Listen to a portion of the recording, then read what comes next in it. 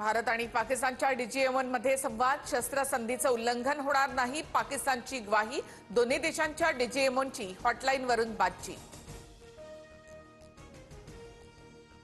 भय बिनू होए ना प्रीत, समझदार को इशारा काफी है, असं म्हणत एअर मार्शल AK भारती यांचा पाकिस्तानला इशारा।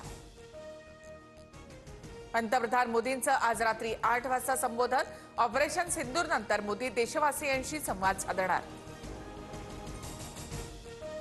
पाकिस्तानच्या आण्विक तळांवर भारताने हल्ला केला नाही, हवाई दलाची माहिती। किराणा हिल्सवर आण्विक तळ असल्याची माहिती नाही, हवाई दलाचं स्पष्टीकरण।